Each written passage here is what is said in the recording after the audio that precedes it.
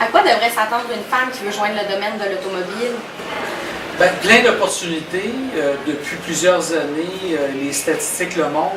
Plus de 50% des femmes au Québec achètent des véhicules automobiles. Plus de 85% des femmes influencent les achats automobiles de leurs conjoints, conjointes, maris, amis, quoi que ce soit.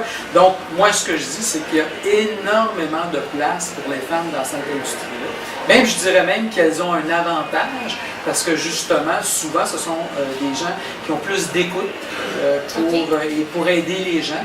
Et dans cette industrie-là, ben, c'est absolument essentiel pour le faire. Évidemment, comme il n'y en a pas beaucoup, je peux dire par expérience qu'il y a une grande demande de la part des concessionnaires. Si j'avais 25 candidats à proposer aux concessionnaires, j'aurais aucune difficulté à les diriger vers des concessionnaires. Et ça, c'est toute marque confondue. Est-ce que les femmes ont du succès dans le domaine automobile? Les femmes qui travaillent dans le domaine automobile ont énormément de succès. Pourquoi? Parce que d'une part, c'est souvent justement un choix qu'elles font. C'est une démarche qu'elles ont. Souvent, elles ont commencé comme réceptionnistes, comme directrices commerciales ou au service à la clientèle, quoi que ce soit, et elles ont développé des connaissances, des compétences. Et en observant les autres travailler, ben justement, elles s'assurent de ne pas répéter peut-être les mauvaises pratiques ou les erreurs des autres. Donc, oui, elles ont beaucoup de succès. Ce que je vois cependant, c'est souvent, c'est pas qu'elles abandonnent cette carrière-là, mais souvent à cause de la naissance d'enfants.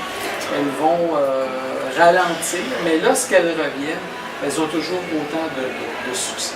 Okay. Quelles sont les opportunités qu'une femme peut rencontrer dans le domaine automobile? C'est exactement les mêmes avantages qu'un homme. Okay. Donc, le plan de carrière qu'on offre chez Autologia, c'est autant aux hommes qu'aux femmes. Okay. Ça veut donc dire qu'ils vont pouvoir accéder, soit devenir propriétaire d'une concession, actionnaire d'une concession, vice-présidente, directrice générale, directrice des ventes, directrice adjointe, directrice commerciale, conseillère experte. Donc, toutes ces opportunités-là sont accessibles autant pour les hommes et les femmes.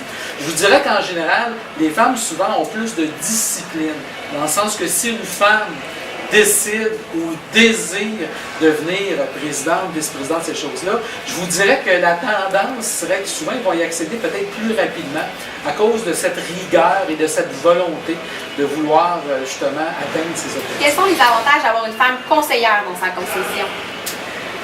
Beaucoup d'avantages d'avoir une femme. Premièrement, je pense que la clientèle féminine qui va se présenter en concession va se sentir plus à l'aise de travailler avec une femme qui va les conseiller. Je pense que lorsqu'un couple ou une jeune famille va se présenter en concession, je pense qu'il va y avoir une relation de confiance qui va s'établir plus rapidement. Surtout si la conseillère experte a déjà des enfants. Elle va pouvoir justement bien comprendre les attentes pour rassurer souvent les jeunes mamans au niveau de la sécurité des véhicules. Et souvent les femmes, au niveau de la consommation d'essence, ont peut-être plus d'écoute, plus d'intérêt, plus préoccupées. Donc, vont être en mesure peut-être de mieux expliquer.